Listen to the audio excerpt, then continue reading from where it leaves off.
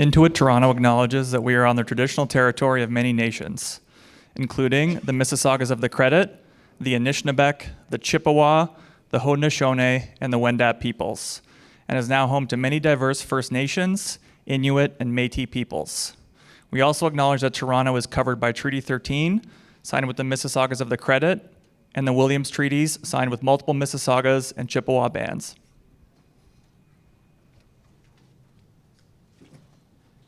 Yeah, we're good. We're rolling.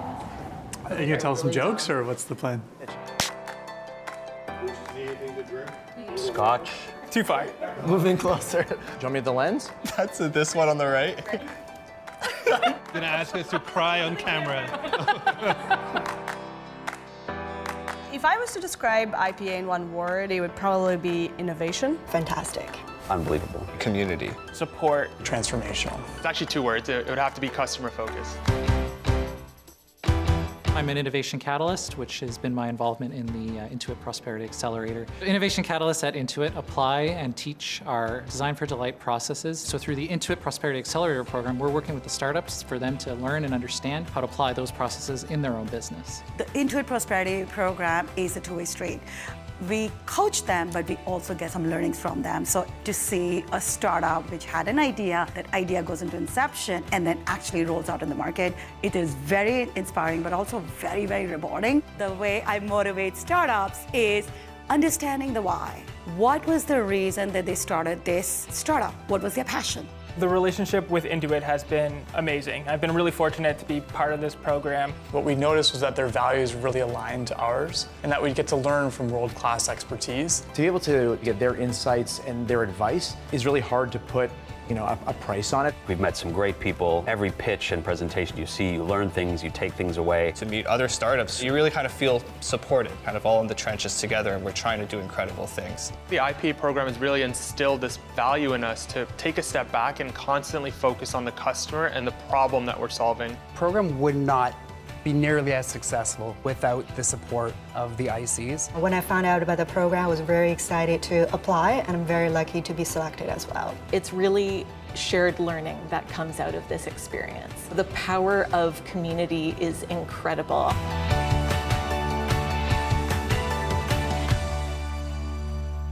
Little did I know that I was going to start saying, I'm into it, every time someone said something that I like. Ladies and gentlemen, welcome to the Intuit Prosperity Accelerator Demo Day. Let's hear a round of applause. Woohoo! I am super excited for what we are all about to experience today. We have 8 incredible pitches. These are folks who are some of them making their very first presentations in front of our live studio audiences and people all around the world joining us online. Great to see you there from, I think, Silicon Valley, Israel, other countries. I mean, I guess you can log on anywhere, right? I want to know if you are watching us at home. Let us know in the chat where you're watching us from. I'm going to give a special award for the person who's watching the stream from the furthest possible location. Most remote location wins. And for those of you that are here in the building or online, you will have a chance to vote and crown a winner of the demo day today. So if you haven't already, we are going to be sharing out a QR code so you can open up your phones and vote. I'm super pumped for that. You will be taking notes. I see the Intuit folks here have their laptops out, and they are taking diligent notes on the demos today. And as you know, this week, the tech world's eyes are here on Toronto. And what an incredible way to showcase the talent that we have and to showcase what is happening right here in the community than to kick it off with this event. So give yourselves a round of applause for starting this up today.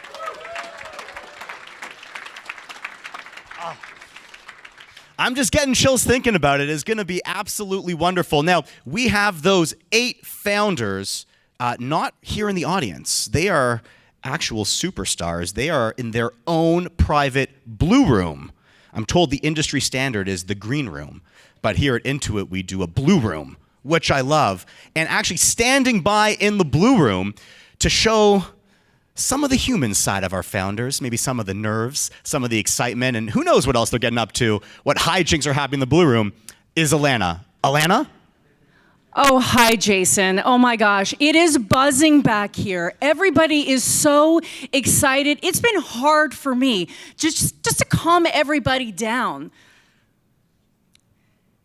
They're working on their presentations. They're very this is what tech people look like when they're excited.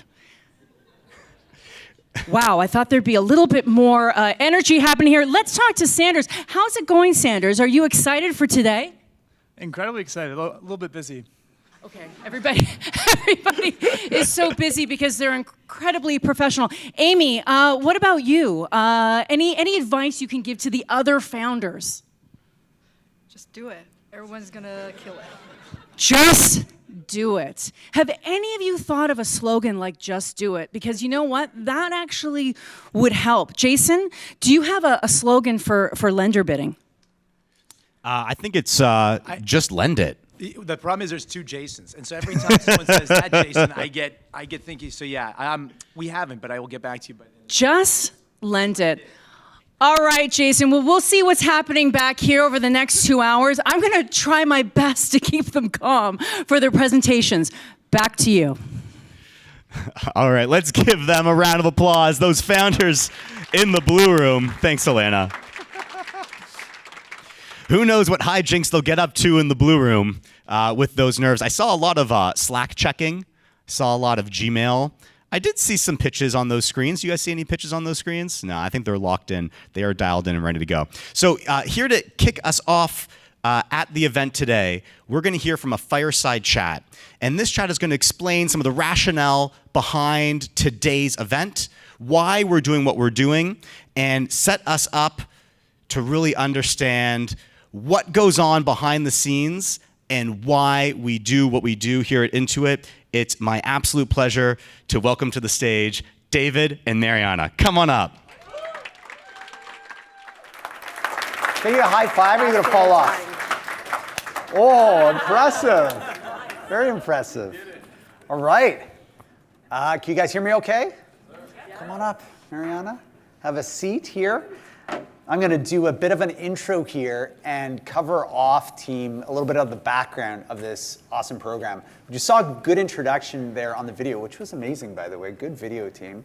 But just in terms of the history here, we've done this program now for 3 years. So this started in 2020, actually over a socially distanced beer with Marcus Daniels at Highline Beta and I. Joking aside, we got together after the pandemic started and basically said, I said, could you help us out? We want to do something more. We have our products, we have our services, we're helping small businesses and individuals, but there's got to be something more that we can do at this time of need. Maybe we do like a hackathon or something. And Marcus said to me, he said, yeah, we could do a hackathon, but David, think of what would be a more sustainable model to engage with the community, the tech community, as Intuit. Why don't we do an accelerator program? That way you can help, a small number of startups in turn help SMBs and individuals in this time of need. And so to go from that moment and that conversation to now this today and what we've done over the last 3 years, like big round of applause to the team for just helping us. I'm so proud. It's a great indication of our mission of powering prosperity around the world. And like you heard on that video, a lot of the startups we work with, they feel that alignment in terms of purpose. It drives them and it drives our teams as well. So that's the background on the program. I want to now introduce Marianna Tessel, our CTO, Chief Technology Officer at Intuit. Such a thrill to have you here today. Thank you. It's the second fireside chat. We did one with the internal employees earlier today, but really happy to kind of dig in with you today to kind of cover some of the topics that we have for you. And just so folks know, Marianna oversees all of our product engineering, data science, information technology, and information security teams worldwide. And besides, we've got a large engineering team thousands of engineers, folks. Yeah, over 6,500. So yeah. 6,500. So just an amazing, a large proportion of our Intuit workforce, and just where a lot of our secret sauce is. So thank you so much for being here. Of course. All right, so we're going to kick it off, team, with the first question here, which is our Toronto site. And I'm not sure if it's your first time to Toronto, but what are your impressions of the city and the site thus far? Yeah, first of all, it's my second time to Toronto. Actually, I don't know if I shared with you, my sister lives nearby, so it's an opportunity for me to also visit her. But you know, this is my first time to the Intuit site. Amazing, and I love the site. I love, obviously, the facility. I'm sure you all kind of been looking at it today, and it's amazing, and the views and everything. But you know, what's more importantly, when we looked at the sites and we looked at the data, obviously there was a lot of data showing that Toronto is a really vibrant tech community. And it's one thing to look at the data, but it's another thing to actually come here and experience that. And that is really amazing. I mean, seeing this program, meeting with companies, talking to our talent here. So really great impression, not just of the city, but also in terms of like tech, very impressive. Yes, and tomorrow Marianna is going to be doing a keynote at Collision Conference, which, of course, it's a tentpole moment for us in the tech community in Toronto to have the conference here. And so thanks again for doing that. That's going to be great. So check it out, team, if you're going to Collision tomorrow. So yeah, now I'd like to ask a question about this Prosperity Accelerator. So it's our third year of doing the program, and you know, there are a lot of accelerator programs out there. There's a lot of companies that are interested in tapping into that innovation spirit that sits in the startup community and in ecosystems such as the one we have in Toronto, but also in other places that we have sites as Intuit as well. Can you share your thoughts on the importance of how we engage with the tech community outside our four walls, and how, you know, what makes sense when we sort of work with different groups? Yeah, then I assume by how we engage you mean Intuit, right? Yes, correct. So, you know, programs such as this accelerator program is really, they are really important programs. And actually we have flavors of this and others like around the world of different kinds of engagement with the tech community. But it is critical for us as a company. And I would say probably for maybe 3 reasons, right? One is it's part of our values to, you know, we care and give back, be part of the communities, powering prosperity around the world. So it really matches well with our values. I would say the second one is, you know, because we want to know what is the latest and greatest in tech, and being able to be part of that part of the conversation and help companies be successful, understand what's going on. So there's a bit of a selfish reason in that. Yeah, it's good for us. Yeah. And a third one is going back to our values, but maybe think about it differently. We actually help small businesses, and you know, companies when they start are exactly that. And in fact, even big companies like Google, Uber, and others, they start with QuickBooks. So it's also like a way. It's just like, you know, our audience, we really want to help entrepreneurs, and tech are also entrepreneurs. So. Yeah, it's aligned with our mission, our product, Totally. Our business model. No, I love it. And the thing that I really notice is that our folks in the room, our employees, also get energy from the startups. You know, at one point I was watching the team collaborating. You can't really tell who's an employee and who's a partner. It's sort of, you know, all one team, which is amazing to see. Hopefully we checked everybody's badges. I'm also that we responsible did. for security. That so. we did. Security first. Security first. But anyhow, this year's cohort, you know, has taken it up another notch in terms of quality and impact. It's really awesome to see. Shows the velocity of fintech innovation here in Toronto and in Canada. Yeah, what are you excited about when you think about the future of fintech? Yeah, just like any domain, fintech continues to change and evolve. And as new technologies come in, it continues to change and show people what's possible. think I mentioned this morning, I'm particularly excited about a couple of trends that I think are really changing fintech. The first one is the digitization of everything, and like things like obviously blockchain and crypto, but I know there's like, it used to be very hot, now it's cold. But my emphasis there is like, money is becoming more and more digital, and transactions that you can do with money become more instant and more secure and more available. So like more like, there's an underbanked, and all of that really opens up what you can do with money and fintech, right? So this idea of like everything becoming digital, more secure, more international. So I think it's like has huge potential. That's one trend. Is like, again, I'll name it like blockchain, crypto, but it's really about digitization of money. And the other one is AI, which again, you can't be in tech today without kind of utter LLM, your third word. Every third word is LLM and Gen AI. Large language models for anyone who's not. Yes. Yes. Just learn that and you'll be cool. Right. Yeah. LLMs, yeah, like what's your LLM today? But the AI is really changing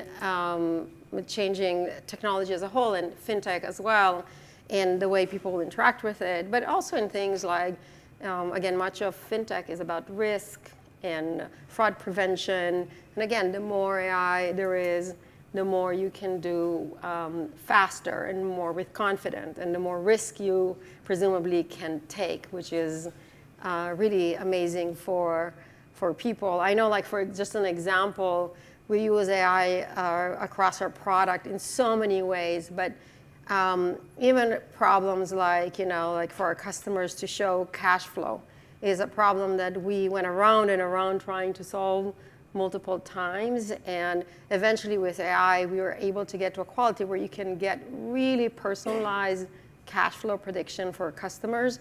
And that just game changing for them, because you go from, oh, this is generic advice, to like businesses like you, which is also useful, but still generic, to here is what you specifically can do in your business.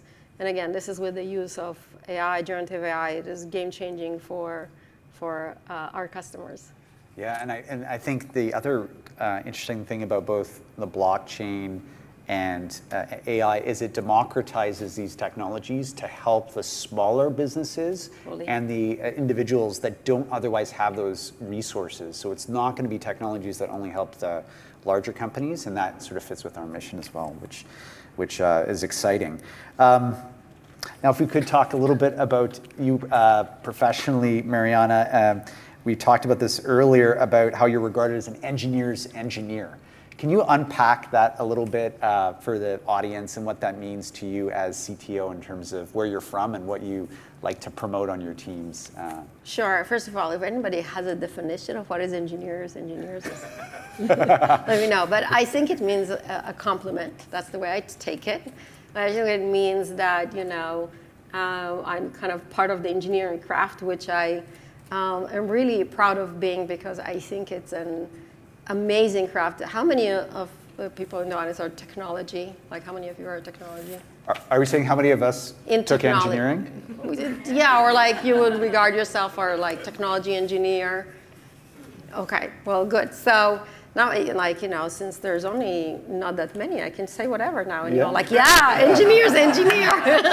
I just wanted to make sure, like, no, but like I really believe in like engineering as a craft, and what it means to me, what's important to me, is really once I entered the craft, to stay in the craft and do it also as I took leadership positions, and then, but as I do that, also maintain the empathy and closeness to engineers today, because, and I think this is like in general, like I hope it's a leadership trait, is like that as you have different roles, not to say, oh yeah, like, it doesn't matter what happens in the teams, I'm just there at a high level. but really be part of the team. And as you know, one example is that we have this event called Global Engineering Days. And during this event, which happens twice a year, I actually tried to sit down with a team. I attach myself to a team of engineers and I code with them together as kind of with the week. I'm hack with them basically together. I mostly interrupt them, so I'm just kind of hesitating to say that. But I do end up with like checking in a few lines of code, and that feels really great. But it gives me a lot of understanding of their work, what stands in the way. And empathy. I just think it's such a great craft. It's such an important craft, and I want to continue to be part of it and have the empathy and working with the teams, and not just kind of look at know enough to be dangerous, right? In the craft and keep people honest. Being dangerous. Yes, I like being dangerous. Being dangerous. Well, it's something I've noted since joining Intuit is how the tone is set at the top and how involved still our founder, Scott Cook, is in the culture. That's true. He actually did this fireside chat on the original, in 2020, the first cohort of the Intuit Prosperity Accelerator. So he still cares deeply about the mission and, as you just mentioned in terms of exhibiting and modeling the right behaviors for our teams, I think it's really important. I think it's a culture that we have. And he, for example, is very much like a product person. So he is like about the customer, and he'll ask the questions. And to your point, it's about in your craft, be part of the craft. I think it's just so important. Yeah, and hopefully the folks get a sense of this through this program. We've really shared the secret sauce, whether it's our D4D CDI program, which is our innovation framework, whether it's kind of sharing our product management chops or marketing or anything else. Like we've been openly sharing with the startups to help them get better so that they can help small businesses and individuals succeed. And so it's been really successful because people can feel that. They can feel that, oh, this is genuine, and it's been really great for everyone involved. Cool. So speaking of leadership, everyone in this room has a vested interest in the technology community in Toronto. And everybody in the world, including us this morning, are talking about AI, right? And Gen AI. Since we have some folks here from Intuit, but also some from outside, can you unpack a little bit about more specifically how you see that trend evolving and where you'd like to see it go and how we can all kind of lean in there? Yeah, and generative AI is a kind of AI that, in different than traditional AI, actually creates things. It generates things, right? So given information, it can generate more information, which is kind of cool. And I think what happened, and it's been around for quite a while, but over 10 years. But what I think has happened is that recently, with the introduction of GPT 3.5 and 4, and ChatGPT, everybody started playing with Gen AI, and it became like, I think it's more like opened the eyes of what is possible, and everybody are racing to integrate it into their stories, products, et cetera, which we are as well. And we have, as you know, we walked through some of our strategy this morning, and I really think we have awesome strategy. We actually announced something that is called Generative AI Operating System, GenOS, and this is the way we're actually going to move to change our products with using this GenOS platform component, if you want, maybe is a way to think about it. But in terms of the potential of this technology, I really recommend all of you that have small companies really look into that and see how this might be accelerating you, applicable to you, and maybe how it could be disruptive to you. So it could be that you're working on something that now is more easily done with Gen AI. So again, can you use it to your advantage as opposed to like being disrupted is maybe an advice I would give in that field.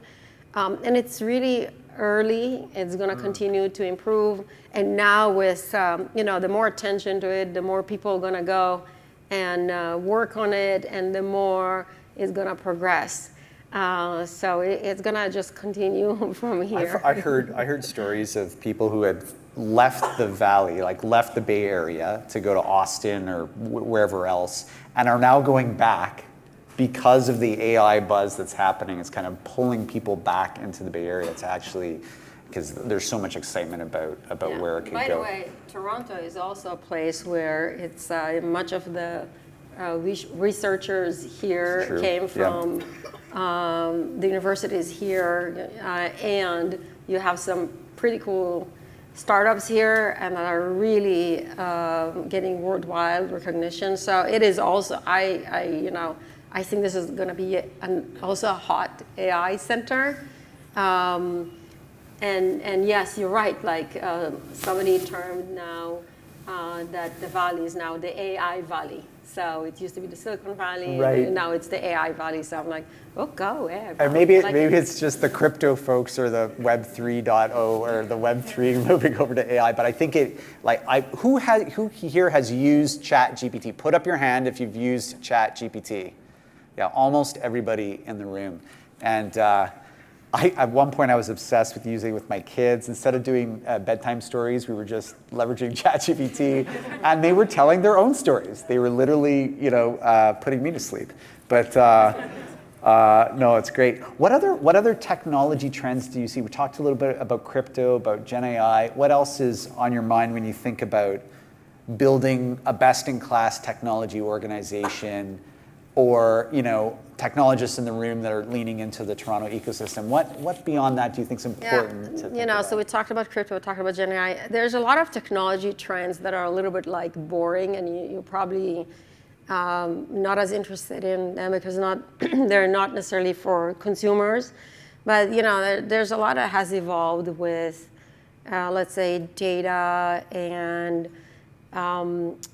the dev platforms. Like if you look at the speed of development, like cloud development today, the ability to deploy things to production, test them, have tools like observability, languages that are more and more easy to write, and so there are a lot of no code kind of models. No code, low code, things like that. But there's just like the proliferation of tools and data tools and other things. It's just like mind blowing, and that really helps speed up development. It actually makes possible things like Gen AI. I mean, obviously, there's like GPUs, they're powering Gen AI. Like you now have the computing power to be able to do things like that, which is what's behind some of these revolutions. I mean, obviously, quantum computing is just mind blowing, and those are the kind of things that coming in. But there's I also think like this augmented reality, metaverse. Again, often they start and they like blow up as this big buzz, and then it goes quiet. And the same happened with AI, but eventually people continue working on it, and it is becoming real. So I think the same is going to happen with the metaverse and augmented reality and all of these things. And then another trend that I've been thinking about for years, and it's not quite like there, but it's a little bit, and this is the idea of,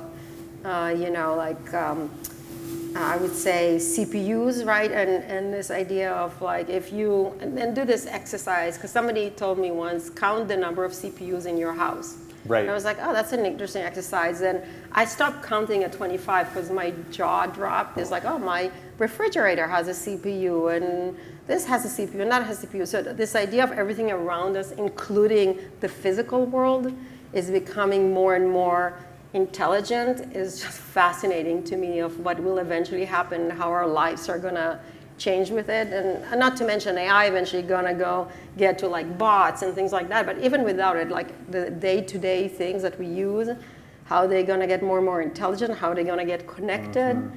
And to me, that is fascinating. Yeah, and I can see my kids, the way they interact with technology, it's way different than when I was, so it's just accelerating, and all these things are lowering the barriers to entry for small businesses and individuals to innovate, and that's just going to lead to a bow wave of innovation that we'll all benefit from. So exciting times.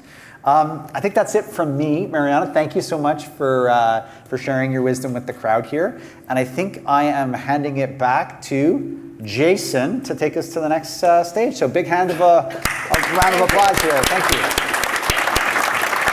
Thank you so much. Awesome. So I'm sufficiently inspired, Marianna, that while you were talking, I decided to log on to ChatGPT and ask it a couple questions, okay? I lost my script, so I said, Dear ChatGPT, I'm hosting the Intuit Prosperity Accelerator Demo Day now in Toronto.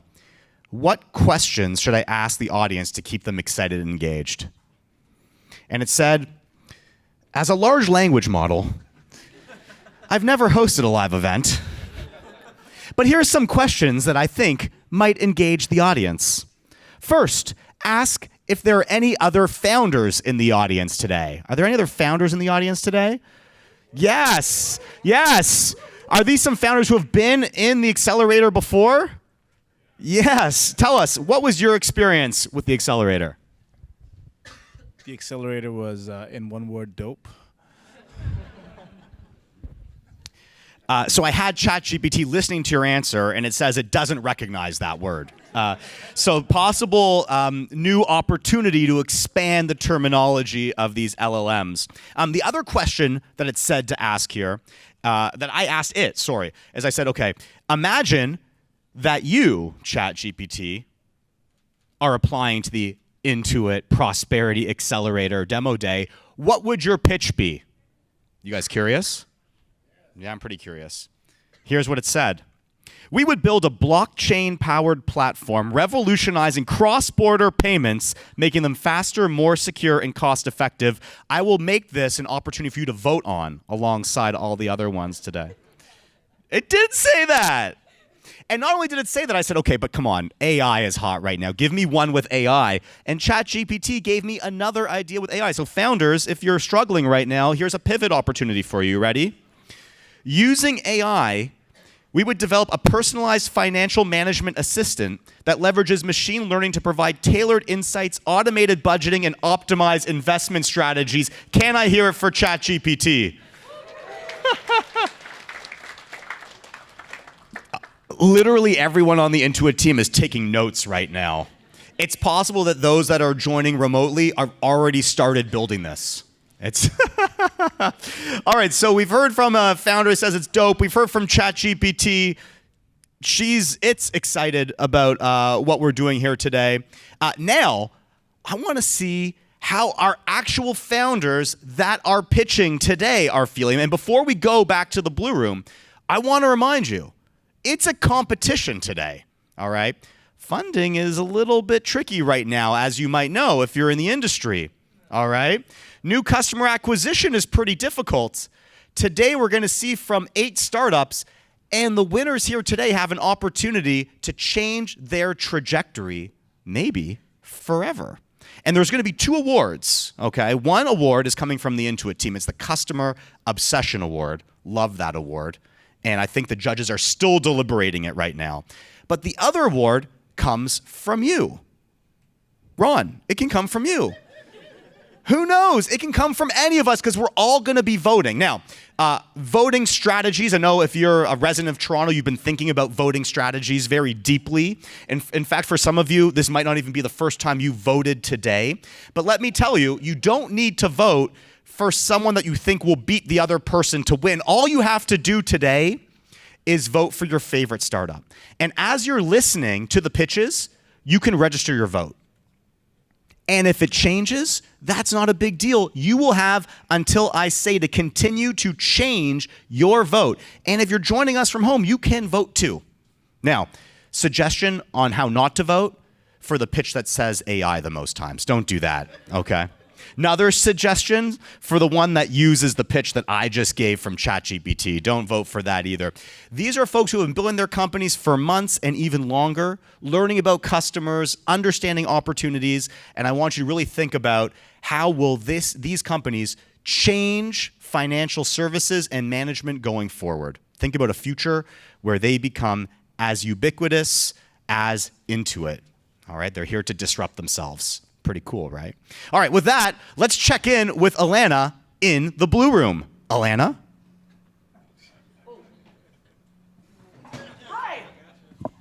Hi. Welcome to the Blue Room. You might be curious what founders eat when they're hungry. We don't have, Rockstar M&Ms, but what I've learned is that they eat an enormous amount of bananas. That was the last one. I guess it's a potassium thing. I'm not sure. But what I am sure about, Jason, is ChatGPT is not going to replace hosts because you're doing great. And also, I need to continue doing this because if I get replaced, then I don't have a job. So anyway, look what they eat. They eat lots of candy, and also one thing that they were promised by being a part of the Intuit Prosperity Accelerator is they would get their own cookie made. Isn't that incredible? Wow, yeah. Is that why you did it? So you could get a cookie made? Is that really? The one thing I am noticing, though, is there's one cookie that just felt confident enough to not even put their name on it. Who is this? Is this?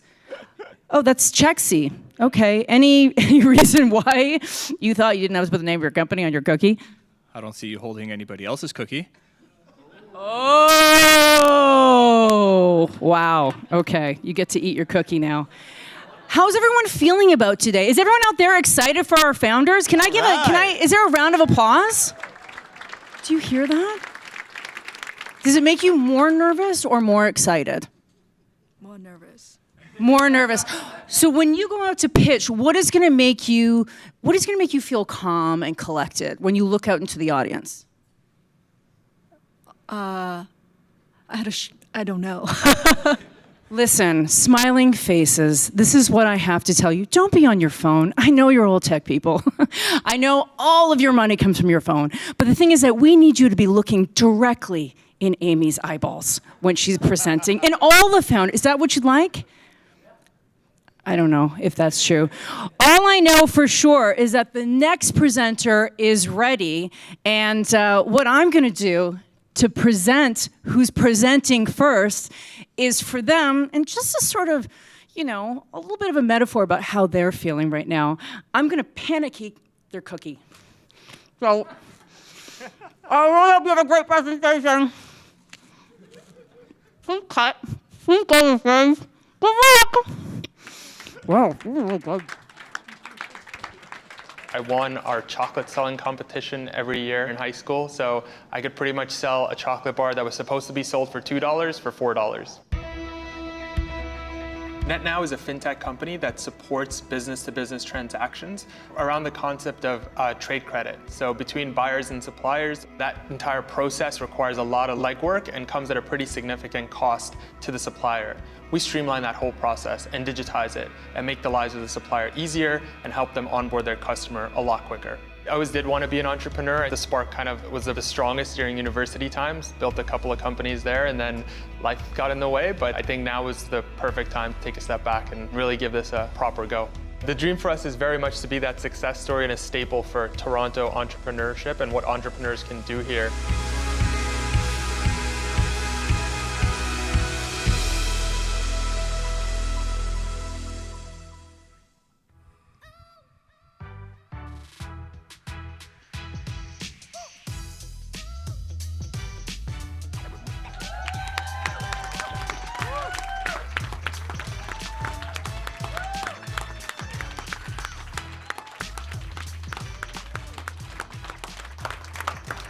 Thank you, sir. I felt like a boxer there. Can everybody hear me okay? Yeah. Awesome. Well, I'm Newman. I'm the co-founder and CEO of NetNow, and we're building the infrastructure to power business-to-business trade credit and simplify transactions between buyers and suppliers. Trade credit is pretty fundamental to business-to-business transactions. In fact, at any given time, there's about $5 trillion worth of trade credit outstanding. And for those of you who may not know what trade credit is, it's a centuries-old concept that exists between buyers and suppliers. And essentially, it allows the buyer 30 days to pay back any supplies that they've purchased from their supplier. And this makes sense, right? If you're a buyer, you typically need a little bit of time to take these raw supplies from your supplier, turn it into revenue, use a portion of that revenue, and pay back your supplier, rather than dipping into your savings every time and putting your cash flow at risk.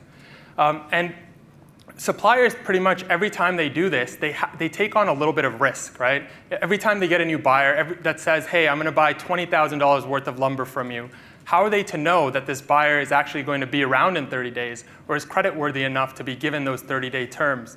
And so they kick off a process known as a trade credit process. And it all starts with a trade credit application. Essentially, the supplier says to the buyer, give me as much information about your business and let me and my team make an informed decision about whether or not we can give you 30-day terms to pay back on whatever you might be purchasing. And so with $5 trillion on the line, you would expect this process to be robust and sophisticated. You would expect the generative AIs, the machine learning models, all the fancy tech buzzwords you may have come across today.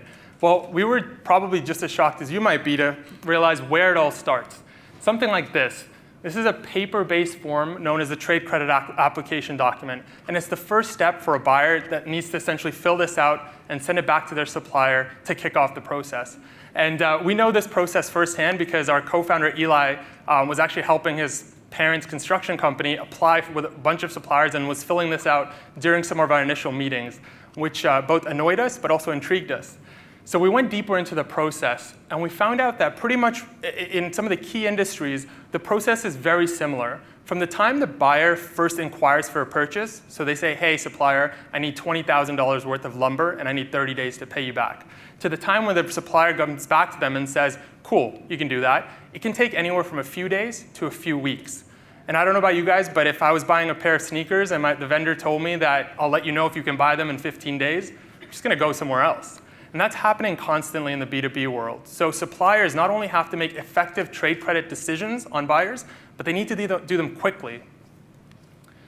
And so what we did was we went out and spoke to as many trade credit professionals in the industries out there. We spoke to credit teams, finance teams, sales teams, CFOs, corporate controllers, to really figure out across this process, where's the problem the most prevalent and where can we add the most value? And we got a lot of similar themes across the board. So things like manual verification ran rampant. There was a lot of telephone tag because these suppliers constantly were calling up trade references. And for the most part, there was a lack of data. So credit teams were often just shooting from the gut and seeing if this buyer is creditworthy or not. And we took this process and streamlined it into the NetNow platform. And it all starts with a digital trade credit form. As a supplier, you can embed this into your website. You can send it in a link. If you have an in-store purchase, you can put a QR code. And all that data is centrally fed into a central dashboard that your credit teams, your sales teams, your finance teams, and the supplier have access to. And they can instantly run reports, do automated trade references, look at bank references, and even accounting references to make quick, informed decisions with the best data possible. And we don't just do this once, because the buyer-supplier journey lasts for a while. So on day 1 or on day 60, you know exactly the standing of all of your buyers in your portfolio. And you as a supplier can proactively manage how you should think about collections. If a buyer is on the brink of bankruptcy, you probably want to send them an email and get your payments before it's too late. And with a problem this big, you would expect that we would have our work cut out for us, and we definitely have. In about 6 months since we've been running the program, we raised our first check from notable investors like Day One and Antler. We launched our minimum viable product to really get it in the hand of our customers and figure out if we're doing the right things and what kind of feedback we're getting from the market. And then we were, of course, accepted into the Intuit program, where we got really close to our customers, really understood that problem. Since then, we've signed 8 letters of intent from interested customers, onboarded some of the best advisors in the industry, and we're launching with our 2 pilot customers in the next 2 weeks. All right. Thank you. Appreciate it.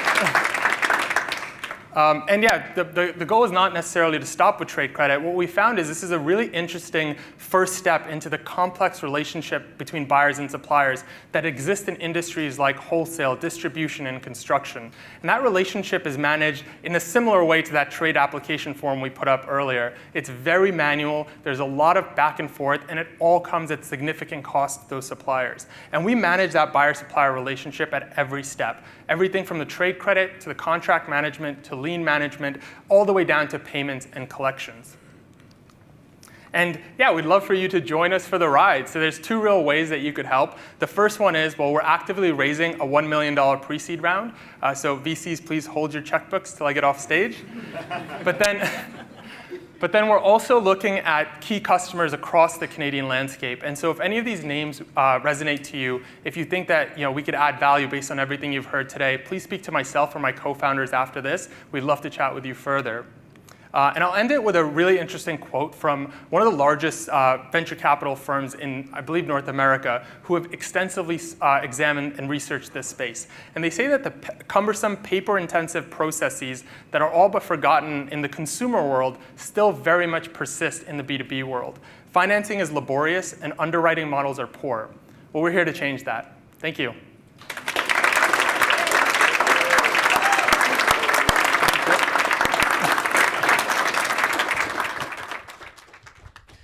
Next up, we're going to hear from Parachute. So my first entrepreneurial experience was in grade 8, in fact. So I had a lawn care company out of my parents' basement. I mean, I was more adorable then than now. The purpose of Parachute is to take consumers that are in tough financial situations and coach them back to good financial health. So this takes them from a very tough situation and gives them a soft landing, and that's why we call it Parachute. So the inspiration behind Parachute is my own personal journey. When I was 23, I was given poor financial advice and coached to declare personal bankruptcy. I'm one of the lucky ones. I built a successful career. There are millions of consumers and millions of Canadians who are mired in debt, don't know who to talk to, don't know where to turn, and that's why I started Parachute. So I really want to take all the knowledge of my 30 years of corporate, my entrepreneurship, and put it into something that's going to change lives.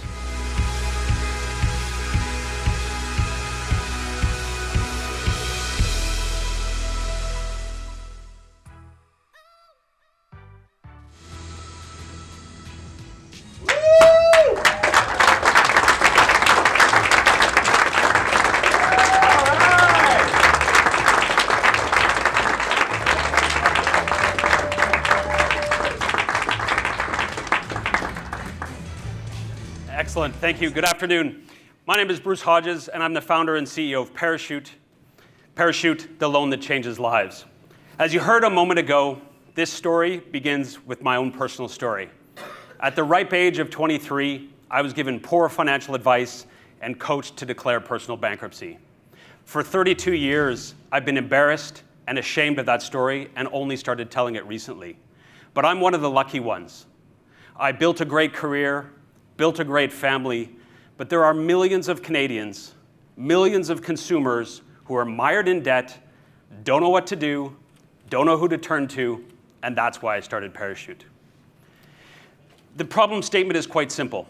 There are 8 million Canadians with scores below 720 that have no choice but to deal with what the media, the government, and our customers call predatory lenders. With the high interest lenders, they face rates of 36 to 47%, and with payday lenders, upwards of 400% per year. The negative impact on their everyday lives is nothing short of debilitating. And we hear this from our customers every day. They just keep calling me, take another $1,000. $1,000 at 400% interest is very difficult to recover from. So meet Parachute, the financial care or FinCare company. So our platform is built on economic behavior change principles to create healthy, sustainable financial habits. It's a very simple 3-step process. The first step, which we call the reset, which is a fancy term for a debt consolidation loan, where we pay out most, if not all, of our customers' high interest debt. At this step, our customers get anywhere from $200 to $1,000 of cash flow relief per month. That opens the door for us to take them into what we call the motivate phase in our platform. Here, we give cash rebates based on good financial performance against the principal of the loan, which further opens the door to the third phase, where we do micro-learnings and additional tools and technologies to improve their financial literacy and their confidence so they emerge from the program able to make good, confident financial decisions. Relieve, reward, reinforce. So this is our financial recovery platform. It houses a personal dashboard that shows how to educate, reward, and sustain their financial habits. So I want to give you a specific example. I'd like you to meet Jean-Marie. She's one of our customers, very typical of our portfolio. She's a legal secretary, been on her job for 19 years, and makes $81,000 a year. This is a middle-class Canada problem. You can see on the left-hand side her situation when she came to us. She'd hit the wall. She had no cash flow. She had $30,000 in high-interest debt at a blended rate of 41.28%. Her credit score was 649, which meant she fell off the banks and the credit unions, and her wellness score was 29 out of 82, which meant she was in deep, deep trouble. So what did we do for her? We freed up $567 of cash flow per month. We lent to her at a rate well below the competition. Her credit score has peaked at 720, and her wellness score has also hit 76 out of 82, which is more than 20 points above the national average. You can see at the bottom, she's completed 129 activities in the dashboard, and she's achieved cash back every month since we started. But that's very typical. This is our portfolio. We're getting very close to 100 loans and 100 Jean-Maries. We've lent over $1.5 million in credit to date. 74% of our customers have achieved some component of cash back every month since we started. 92% have completed additional activity in the dashboard. And on average, our customers do 10 activities in the dashboard every month since inception. The market size, there's a $45 billion market in Canada and a $7 billion serviceable market for our product as it stands today. $7 billion in Canada alone. And the team. They're here today, so shout out to the team. Incredible depth of financial services expertise, as you can see on the slide, and an unbelievable passion that gets us up every day to help the lives of our customers. We're raising $1.5 million to help hundreds of customers like Jean-Marie change their lives this year. That's Parachute, the loan that changes lives, and with scale, we can change the world. Thank you.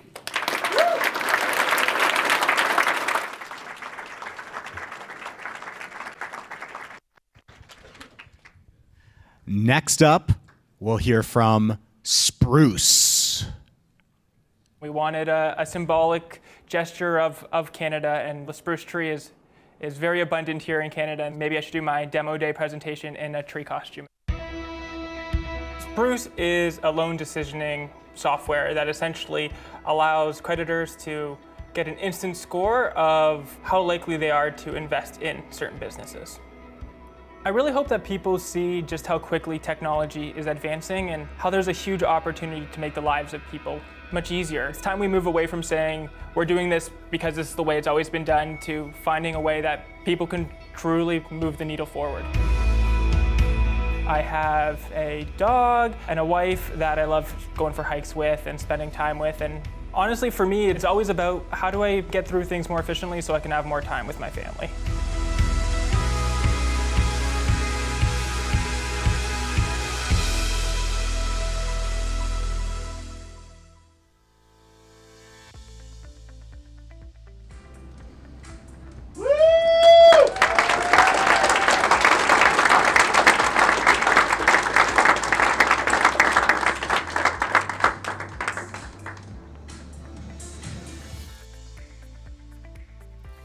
Amazing. All right, good afternoon, everyone. My name is Mike. I am the CEO and founder of Spruce. At Spruce, we're using AI to drive financial valuations. So let's imagine a scenario where you've started a business. You want to hire this rock star employee, Kim, but you don't necessarily have the funds to hire her. So what do? You give her options or equity in your company. You do that for a few different employees, but the challenge is you need a way to do it fairly. You need to complete a 409A valuation. What's a 409A valuation? It's a fair market value evaluation from an impartial evaluator. It tells you what your common stock is or your equity for each of the employees or investors at your company. Now, in Canada, it's kind of good practice to do, but in the US, it's actually legally required to do at least once per year. The fees range anywhere from a couple $1,000s to $25,000 plus. Now, I'm not going to pretend that all of you went to bed last night dreaming of the US tax code. I'm smarter than that. But maybe tonight you will, because the valuation market is over $500 million. And the craziest thing is, it's all done manually. And we talk to customers.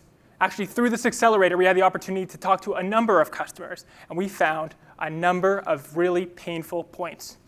One, because it's done through email, there's delays and errors. And we're not talking about delays by a couple days. We're talking about delays by weeks and sometimes months. That makes you look really bad to your board and to your team. The second thing is subjective valuations.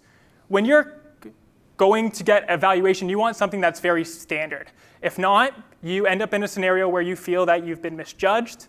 And many times, some of the customers actually said they actually completed a second one because they weren't happy with the analyst they were given the first time.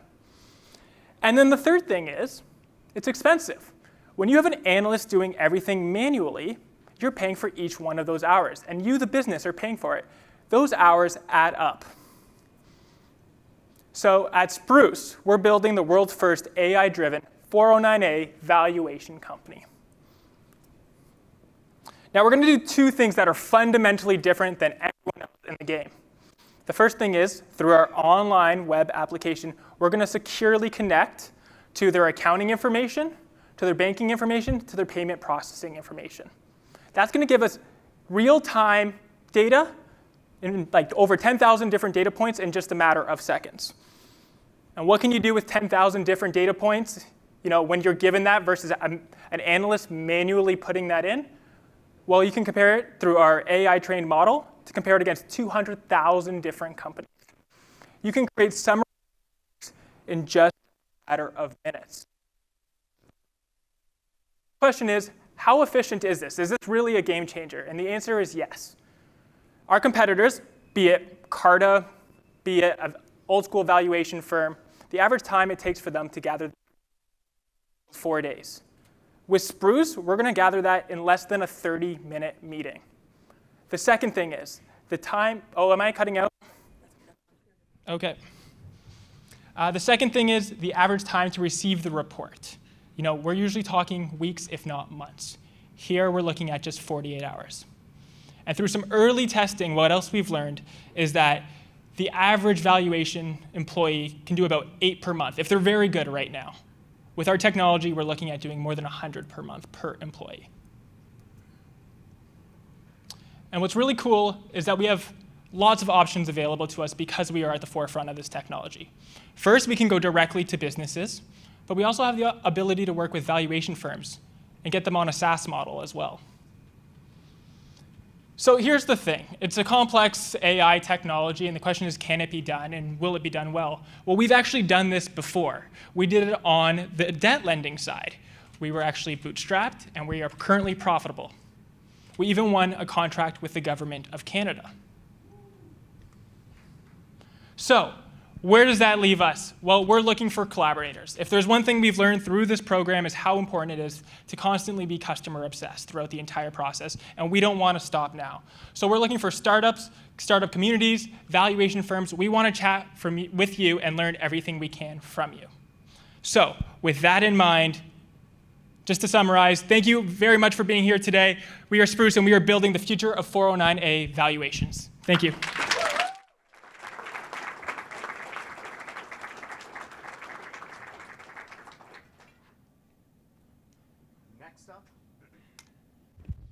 Next up, we're going to hear from GoPeer.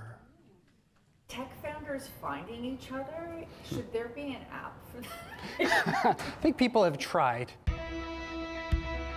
GoPeer is a novel platform which connects investors and borrowers so that the investors can invest in personal credit while the borrowers are taking out personal loans funded by those investors. I was attending a random event in Toronto. I was there specifically to try to find a co-founder, and coincidentally, my partner, Mark, was there doing the same thing. He actually told me about his idea for GoPeer. What I loved about it was how it bridges the gap between technology and finance in order to make people's lives better, while also creating really cool tech. Mark is an excellent co-founder. He has the vision to lead and drive this mission to success. And so I'm very grateful that I was able to find my business partner, Marc Antoine.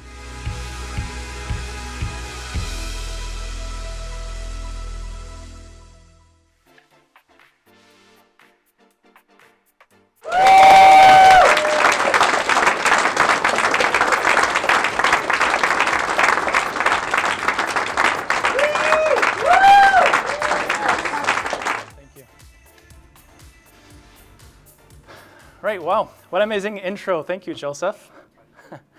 So hi, everybody. My name is Mark. I'm the CEO and co-founder at GoPeer. We are Canada's leading private credit investment platform. So every day, people are getting taken advantage of by lenders. 8 million Canadians don't qualify for bank financing, and the going rate with private lenders is about 35% annually today in Canada. And it's not that lenders are bad people, it's just that they don't have your best interest at heart, because fundamentally, there's a misalignment of incentives between the lenders and their clients. And at GoPeer, we are fixing that problem by breaking apart in two pieces the lending process. On the one hand, you have the risk evaluation, right? Is the person going to repay their loan? And on the other hand, you have providing capital, actually lending money and earning interest repayments. So at GoPeer, we focus exclusively on the first part. We operate an online marketplace where we originate, underwrite, and service loans, and most importantly, we assign an interest rate on the loans that we think is fair, taking into account both the interests of the borrowers and those of the lenders. We do not lend money ourselves. However, we have an online marketplace where thousands of lenders can come in, and you can see what it looks like here on the screenshot. Thousands of lenders can come in and choose exactly where they want to lend their money. And not only do we make it accessible for large lenders, we make it accessible for everyday Canadians as well. So a lot of our clients are individuals just like you and I that can come in and lend their capital, earn interest, and earn strong returns on their investment. And today I'm here because I wanted to debunk 3 myths that we always hear about the private lending space. The first myth is that private lenders attract the bottom of the barrel, the worst quality in terms of credit score. And that's not true. In fact, in the 3,000 transactions that we've facilitated at GoPeer, not a single one was subprime. In fact, we attract some of the best credit out there. Numbers don't lie.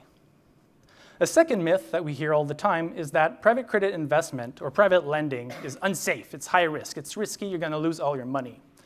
Well, 98% of our clients have earned positive investment returns while being on GoPeer over the last 3 years. And not only that, but the average net returns across our entire portfolio is over 10% annually. Lastly, the third myth I want to talk about is that private credit investment requires large amounts of capital to get started. And although that used to be true, and that might be true with some of the incumbent institutions, it doesn't have to be. And at GoPeer, we've opened it up and make it accessible to everybody, where you can get started with no minimum investment. You can get started with $10. In fact, the graph behind me shows the average investment portfolio amount on GoPeer per investor based on how long they've been with GoPeer. And as you can see, most start with $1,000 or less, especially individual lenders. However, as they build relationship with our company, relationship with the product, and they see consistent and strong returns, what we're seeing is that there's an increase of 700% in the average portfolio size for clients that have been with us for 3 years. And not only are we trying to solve the problem here, we're actually solving this problem in Canada. We got started 3 years ago, and as of today, we've issued over $25 million in loans. Our loan book has grown 16,000%. We're generating over $100,000 a month of revenue, and we're profitable as a company. And this is just the beginning. We've gone this far by going directly, attracting the customers directly. However, we will grow much bigger and much faster with partnerships, B2B partnerships. In the last few weeks, we signed our sixth partnership. Those are mostly distribution partnerships as well as product partnership that will expand our distribution capabilities on both sides of the marketplace, so both on the borrower side and the investor side, where we expect to double the volume going through our marketplace in the next 6 months. We're currently building our team to activate and scale on those partnerships. We're specifically seeking talented software engineers to join our team, and we're also seeking strategic investors to accelerate our growth. We're already profitable, but we believe that we can grow a lot quicker by increasing the size of our software engineering team and really scale on those large partnerships that we have signed in the past few weeks. We are GoPeer, and we're building Canada's largest lending platform. Join us on our journey to $1 billion, helping Canadians take control over their finances.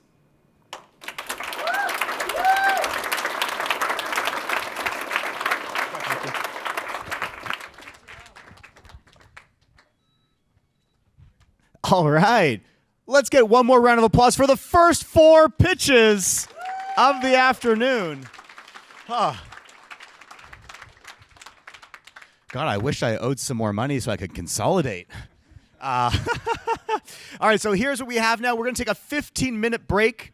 We have some snacks that are courtesy, maybe not courtesy, but are provided by QuickBooks small business customers. So if they are delicious, then they are doubly delicious today because they are also Intuit customers. Enjoy, and I'll see you back here in 15 minutes for the last 4 presenters. See you soon. All right. Welcome back. So those wonderful snacks. Which one do we like the most? Which cookie did you choose? I'm very curious. Which cookie did you choose? NetNow. Very curious. I wonder why you chose the NetNow cookie. All right. What? Yeah, that was GoPeer. A GoPeer cookie. All right. So we have gone through 4 founders this far. Who here has already voted for one of the founders? It's a secret ballot, so I won't ask you who you voted for. But you in the back, you're the only person who's voted so far. Hold on, I'm curious to know. Again, I won't make you spoil your ballot, all right? Because every vote is important here. But just tell us, how did you, not who did you vote for, but how did you access the voting? The QR code? She used the QR code. Can we get the QR code up for everyone around the world watching and in the audience?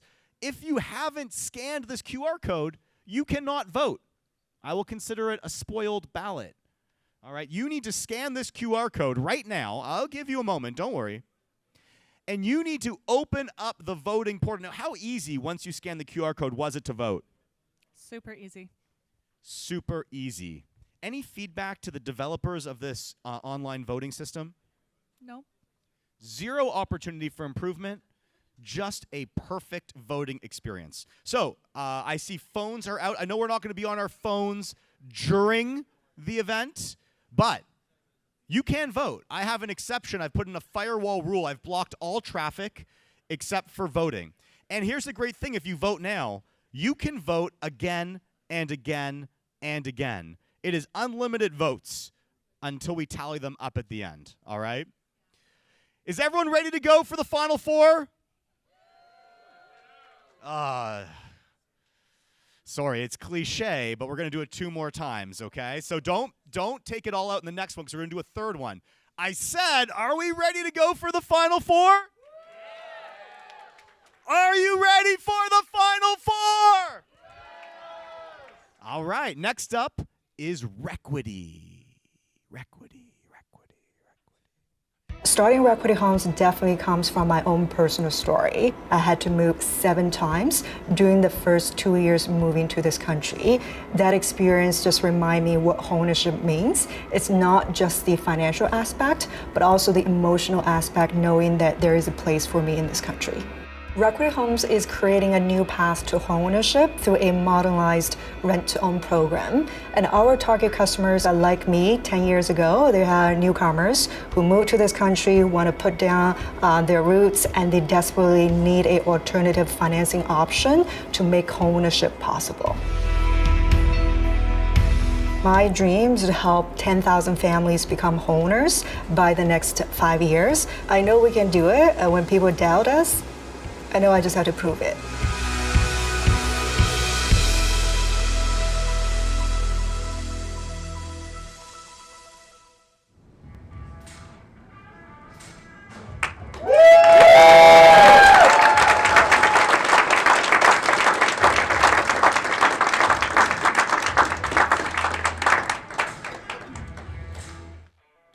Can you guys hear me okay? Everyone. I'm Amy Ding, the founder and CEO of Requity Homes. We help turn renters 12 years ago.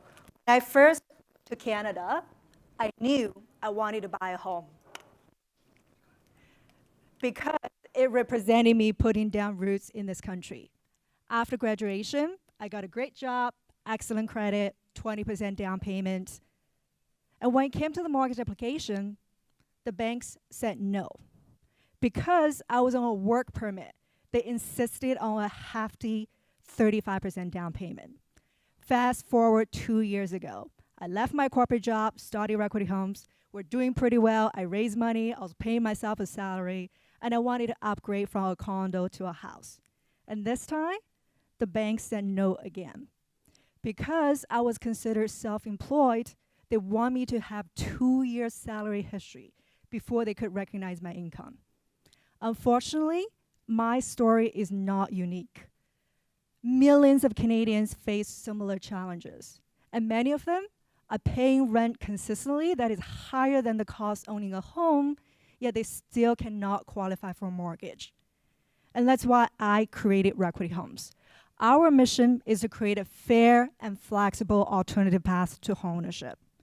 And we do so through a modernized rent-to-own program that helps our clients achieve their homeownership dreams in just 3 years. And here's how it works. Clients first get qualified with us so we can assess their eligibility and buying power. Once fully approved, they'll be working with a real estate agent to find the home they like.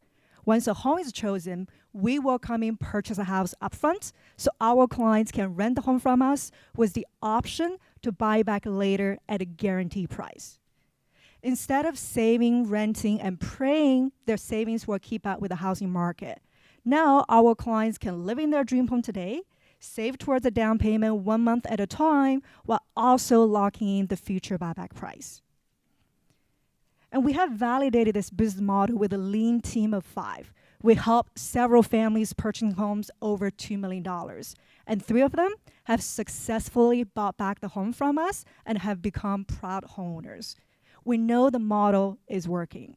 And we have figured out a creative ways to go to market that allows us to acquire customers at 0 cost.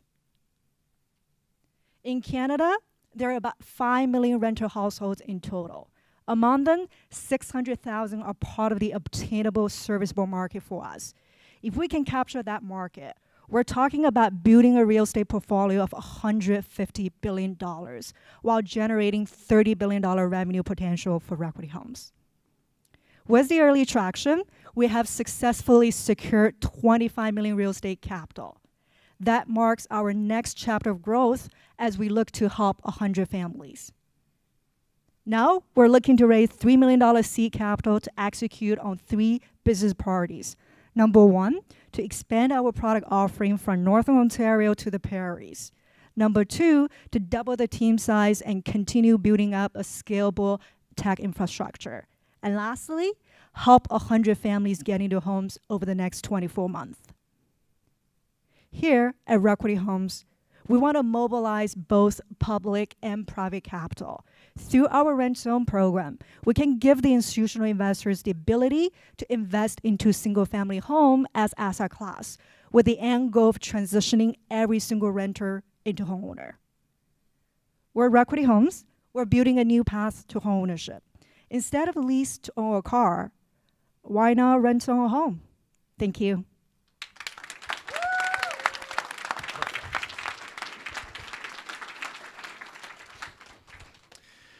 All right, with just 3 founders left to go, I thought now would be a good time to check in to the Blue Room to see how those final 3 are feeling. So let's check in with Alana in the Blue Room and see how they're doing. Alana?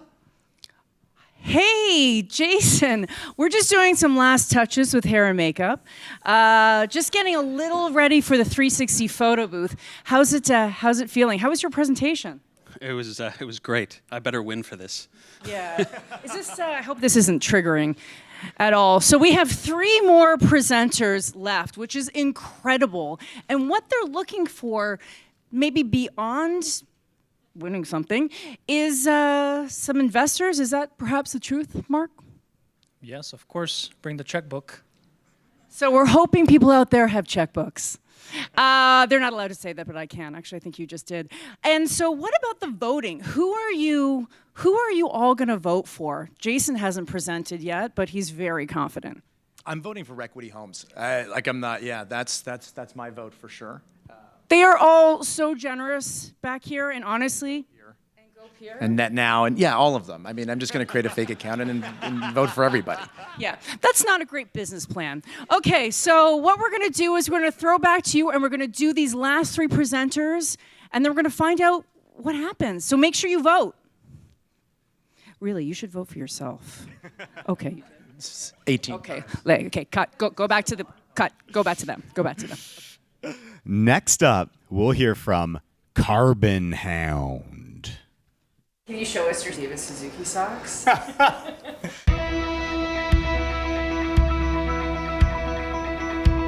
The way Carbon Hound helps is we create a one-stop solution for small and medium businesses to measure and take action on climate. What we're doing is helping decarbonize 50% of the Canadian economy, which is incredibly important in terms of its purchasing power as well as its operational impact. From my perspective, it's really just about how can we be good stewards of our world for the next generation. I've got a 7-month son, and if we don't do something about this, the world's going to look very different. So we need to do something to combat that immediately. My favorite part of being an entrepreneur is being able to choose the people that you work with. I love my team. It's so much fun. Every day, there's nothing better than that.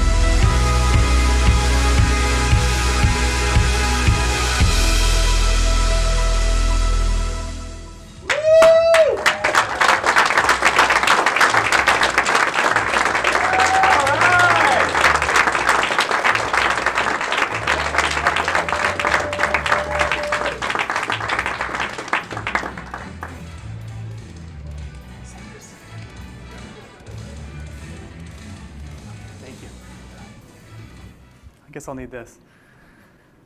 So imagine you picked up the phone. It was your largest customer. And they tell you you've got 3 months to understand and reduce your climate impact, or they're no longer going to be your customer. This customer is worth 70% of your business.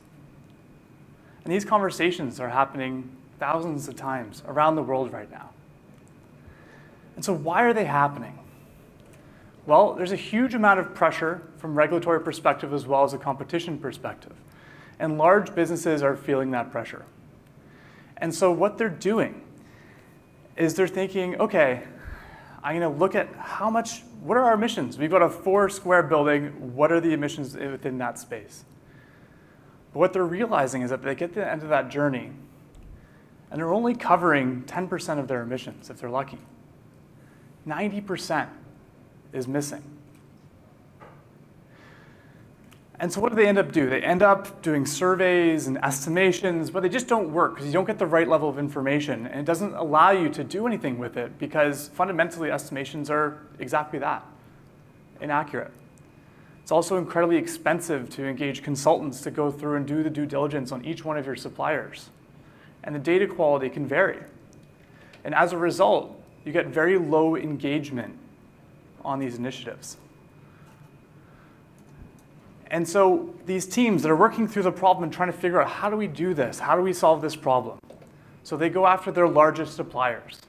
But what ends up happening is that the small, medium businesses that are critical to their value chains are getting ignored.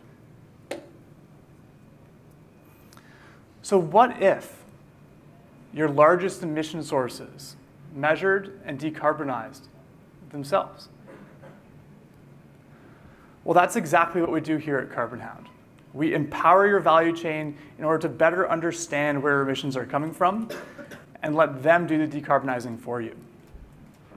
And one of the ways we do that is we help automate thousands of data points from primary sources in order to give you the confidence around that data that's flowing to you.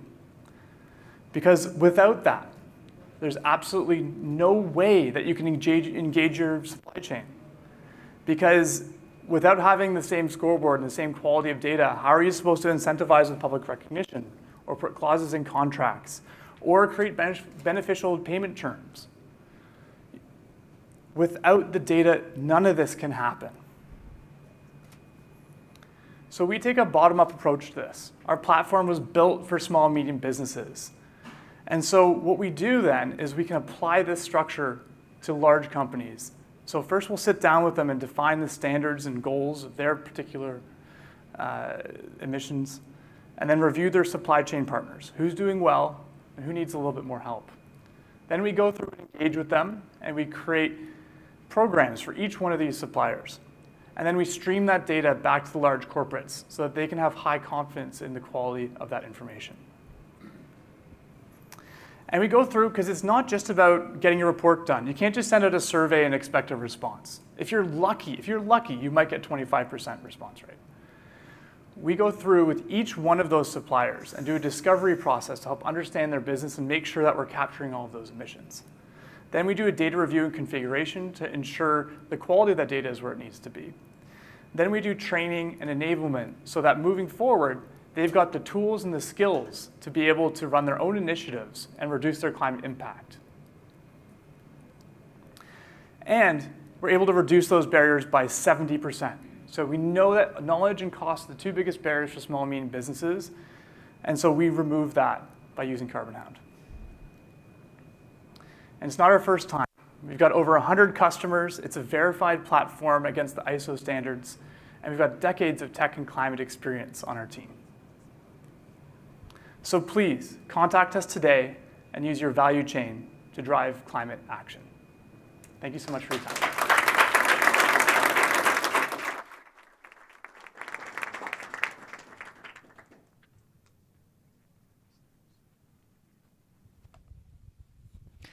Next up is Chexy.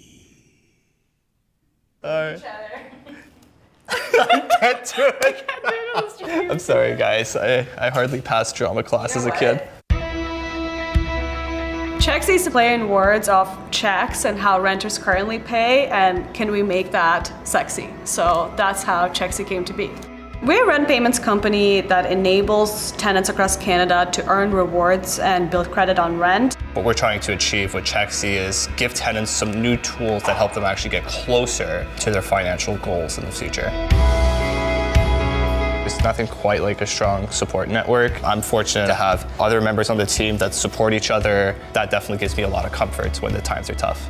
The days where you truly feel like you're building a culture within your own small company and building a product that is valuable to consumers are the most rewarding days.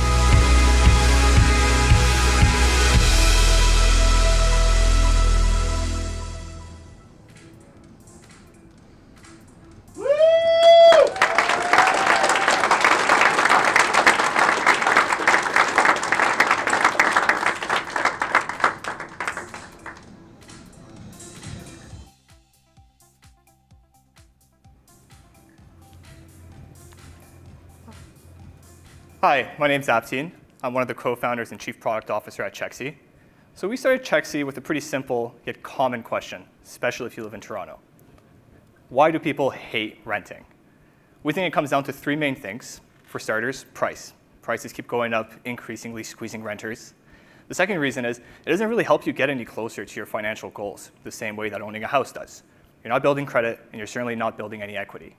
And finally, the actual process of renting is a huge pain, with a majority of renters still paying their rent by checks, the same way their ancestors did a bazillion years ago. So does it have to be this way? That's what we asked ourselves, and we don't think so. And it kind of all starts with a modern payments platform. We asked ourselves, what if you could pay your rent with a credit card and start earning rewards in the form of cashback and travel points? Further, Chexy also allows you to report your on-time rent payments to the credit bureaus so that you can start building credit sooner and faster. And finally, what if you could rent about as easy as it is to check out when you're buying something on Amazon? So how does Chexy actually work? Well, it's a pretty simple process. Our renters connect a debit or a credit card to our platform. We automatically charge that payment method every single month, and we send an e-transfer out to the landlord. We have direct deposits coming soon, but we've deliberately designed the platform to be as minimally intrusive as possible for the landlords, because we know talking to your landlord can be pretty awkward. And so we don't require any landlord onboarding. As long as they accept e-transfers, you're good to go. So how do we actually make money? Chexy has three primary revenue streams, the first of which is a transaction fee, where we take a small percentage on your rent. The second is a subscription revenue model for our credit builder product. In exchange for a small fee, we help you get ahead by helping you build credits when you pay your rent on time. And finally, we also earn affiliate revenue when you shop on the Chexi platform with your everyday favorite brands.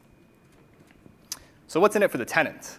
Well, the main thing, cashback and travel points. And this isn't just on a couple of cards that are privileged to the elite. These are cards that many of you probably have in your wallet as we speak, with some cards yielding in excess of $700 per year on an average Toronto rental.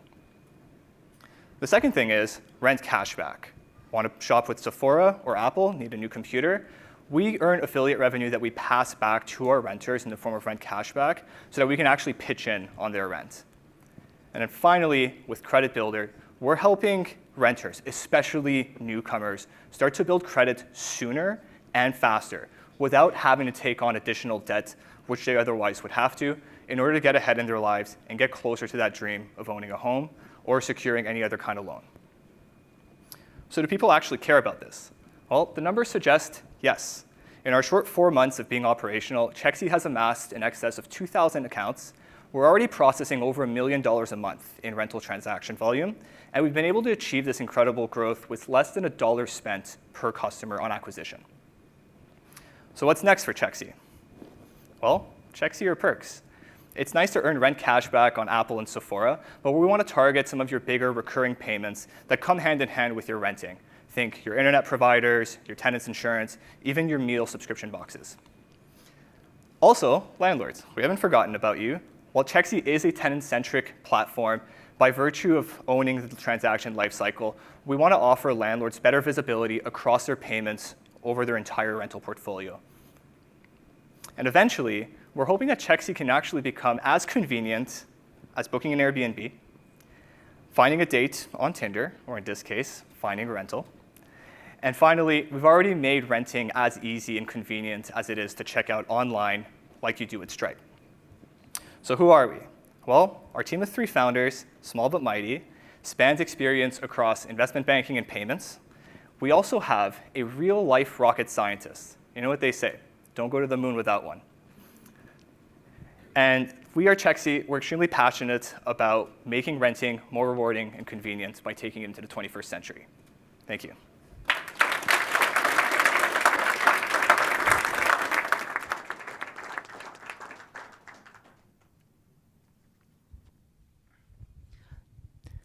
Last but not least, lender bidding. I was 17 when I first started my first mobile car detailing business. And then I brought on some younger kids as well from my high school, paid them, and we would go around knocking on doors and cleaning nice cars. I need someone to clean mine, actually. I hope there's a kid that can knock on my door. Lender bidding is Canada's only auction platform for mortgages. It started out of my partner and I being private lenders for many years. There's times when people stop paying, we have to take their property and we have to sell it. And it was this one moment when we unfortunately had to take a property, and what changed everything for me and where the idea of lender bidding came up was I walked in the kitchen and there was a high chair and it still had food on it. And I just had my son. And that moment, I said, there has got to be a better way where we can help people.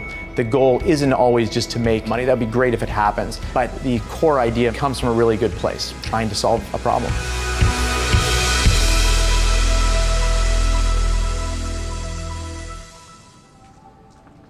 All right.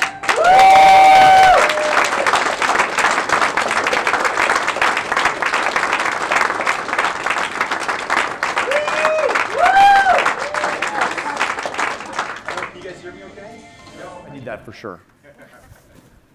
Thank you so much. Hi guys.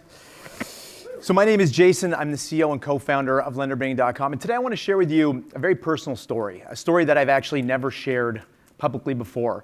Not even my closest friends know. And I thought to myself, what better way than to do that at Intuit's head office and in front of 300 people that I've never met before. So I grew up very privileged. I had an excellent life growing up. And then one day, disaster struck. This is me at 12 years old. My father's business collapsed, and he lost $15 million. We lost literally everything, our houses, our cars. This picture was taken in a small rental home in England that my mother and I moved into, and we had no furniture. This was a futon. Sorry, it's hard to see it sometimes. This is a futon and some suitcases that we slept on. I knew firsthand what it felt like to be financially vulnerable. I had gone to payday loan places with my mother. I remember going to pawn shops with her jewelry to pay for rent and food. Sorry. Today you've heard from some amazing startups who are tackling the predatory payday loan business. Now the reality is, in the payday loan business, if you don't pay your loan back, your already bad credit is only going to get worse. But in the private mortgage space, if you don't pay your mortgage, you're homeless. And this is the unfortunate reality that's happening for more and more Canadians all the time. They're stuck in bad private mortgages on terms they don't really understand, and they're put there, their only person that they can speak to is with a mortgage broker who's more concerned with their pocket than giving them the best possible terms and options. So you might ask yourself, well, why would someone need a private mortgage? Well, the reality is a lot of people get turned down from the bank. They might have bruised credit. They might be self-employed. They may be, have new credit history, so someone who's new to the country. And the reality is they don't have anywhere to go. They're also one-year term, and they're also interest only, so they can become tremendously expensive. And the number of these people that are being affected is on the rise. It's a $50 billion a year industry in Canada and a $500 billion a year industry in the United States, where we're looking to expand in the future. So after 10 years of being private lenders, my partner and I had lent out hundreds of millions of dollars, and we thought to ourselves, there's got to be a better way to do this. Let's disrupt this industry, and we did that with lenderbidding.com. Lenderbidding is Canada's only online auction platform for mortgages. And here's how it works. A borrower fills out a very quick online application. From there, our team packages that deal and puts it anonymously on our platform.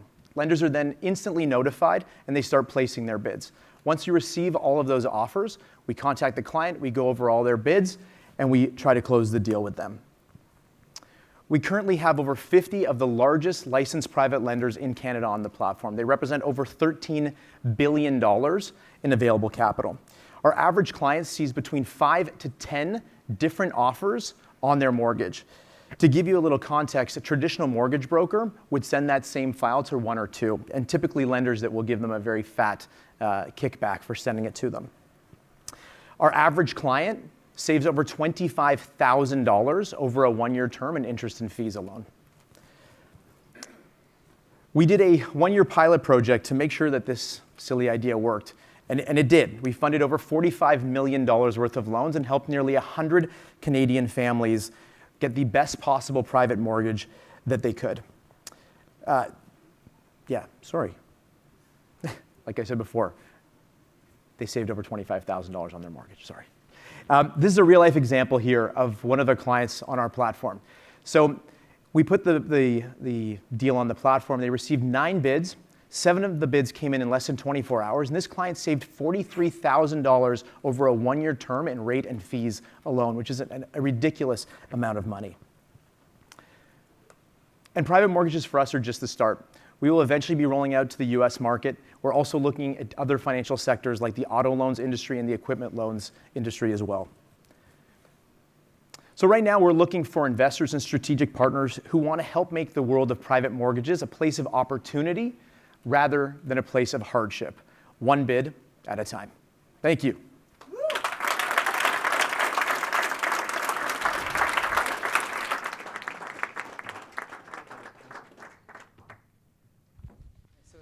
All right, let's give another round of applause to all 8 of the presenters today.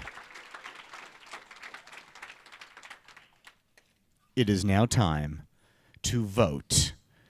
But before we vote, we will be taking questions from the audience. Do we have a question here? Are we voting for the best presentation or the best concept? I am so happy that I planted this question here in the audience to clarify exactly what this vote is about. This vote is about this: the best pitch winner. What does that mean to you, best pitch? Does it mean the most pizzazz? Does it mean the one you are most likely to use? I would argue the best pitch is the one that you would want to invest in yourself. What does it mean to want to invest in a company if you haven't before? You believe in the vision of the founder. You believe in the size of the market. You believe in that team can get it done. The early traction is there. The excitement is there. Marcus says it's good. Those are the reasons that you would invest in a startup. So vote with your fingers right now by scanning this QR code or going to slido.com with convenient Slido number 1468720. And the winner is going to receive this, the Best Pitch Award. Show of hands, who here has already voted? Keep them up. Take a look around. If you are not raising your hand now, you must vote now, all right? Now, as you are voting, we are going to bring all 8 of those finalists out here. It's just pretty amazing. But before we do it, should we check in with the Blue Room, see how they're feeling, all 8 of those finalists? Yeah? Should we do it? Let's do it. Alana? Hi, Jason. Oh, my goodness, everyone. Did you feel great about that? Awesome. Was that amazing? Was it everything you dreamed of? Everything I dreamed of. They are so excited and not on any of their personal devices, and they're just waiting for you to vote. And also, talking about voting, you can also vote for Toronto Mayor today. So don't forget to vote. Don't forget to vote for everything. Everything. Vote for everything you can vote for today. So what are you most excited for besides this wrapping up and going to a cocktail party? I was going to say the drinks. So Okay, well, it's just the drinks. So make sure you're voting. If you haven't voted, scan the QR code now. It's very important. Everybody's worked so hard. It's been delightful getting to know all of you personally. Your videos were incredible. And I wish you the most amazing amount of success because you all deserve it. They're all good people. They all clapped for each other when they came back into the Blue Room, which really warms my heart. So back to you, Jason. Let's wrap it up. Everybody vote, and let's give out some awards. Should we do that? All right, let's do it.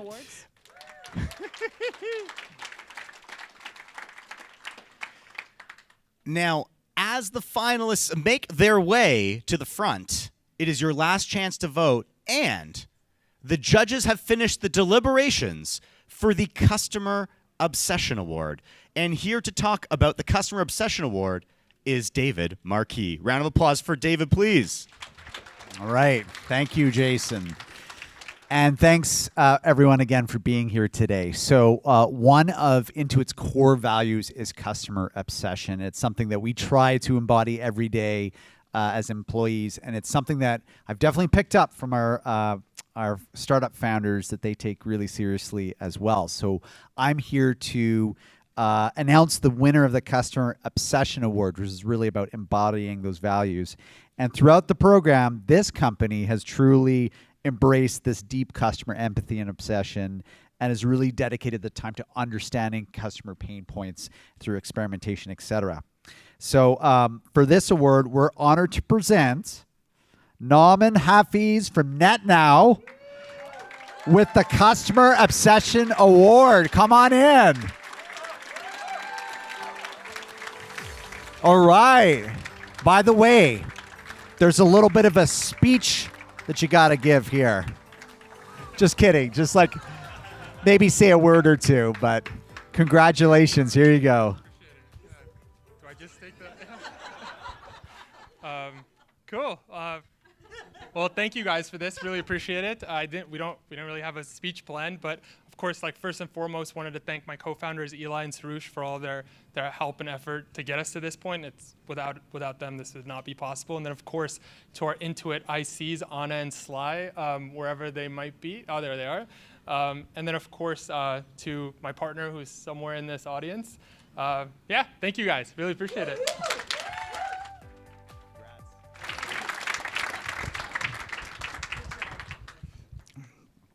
All right. And now, the time you have all been waiting for. When I showed you the Best Pitch Award previously, it wasn't the Best Pitch Award. That was the Customer Obsession Award. This is the Best Pitch Award. Ooh. I see some of you on your phone, but I regret to inform you, voting is closed. You didn't do it? Wait, I think you... Poll locked. Poll locked. Vote invalid. No, I'm just kidding. You got it in the nick of time. So can we bring all 8 finalists up on stage?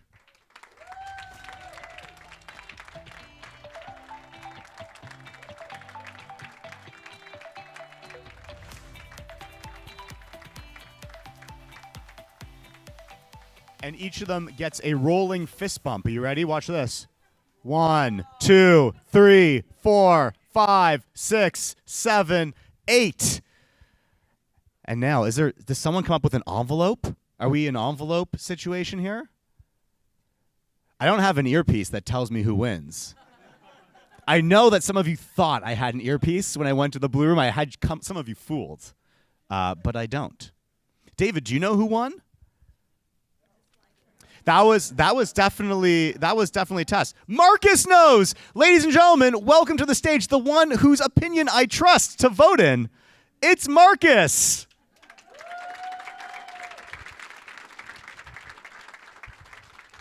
Thank you, Jason. Wow, what an amazing cohort, audience, and venue. I mean, this is amazing. David, talked a bit about it earlier, about the idea, where the genesis of this particular program was, but what he didn't mention is what was happening during COVID at that point. In the startup ecosystem, a lot of programs were being paused. They were being shut down. And Intuit's Canada's leadership really took a different approach. They did something quite daring and courageous and showed a lot of entrepreneurial leadership in action to put this first cohort, build out the Intuit Prosperity Accelerator platform, and now we're all here together in person. This is such an amazing opportunity for these founders to connect with people. So, thank you to obviously the Intuit's leadership, David, Rihanna, Sarah, Candice, everybody else who's been involved in this world and making this possible. Highline Beta's accelerator team, VK, you're an operation machine. Hassam's leadership. Let's get some rounds of applause for everybody there. Thank you. And there's hundreds of hours going into this, behind the scenes, the work specifically, but we all know that accelerators are about the founders. And regardless who wins this prestigious award, please, online, in person here, connect with these founders, help them in their business development efforts, listen to their pitch in person, and also meet folks in this community. So without further ado, the winner, because there can only be one, unfortunately, is NetNow.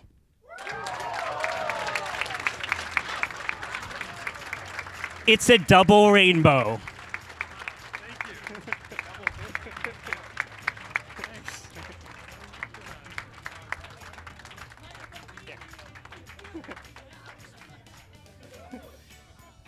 Double speech. Okay, let's give them all another round of applause. Yes. Way to go, guys. Thank you. That's right.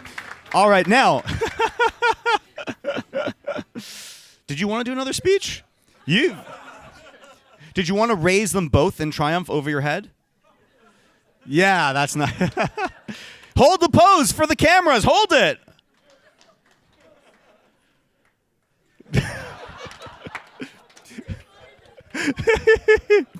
All right, now that was unbelievable. The fun doesn't stop here. We have a super immersive 360-degree photo booth in the back.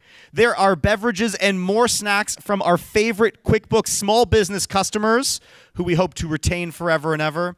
And we have an amazing patio. Is the patio open? Should we do it? Yeah, we should definitely do it. It's a beautiful day in Toronto. The world is watching here.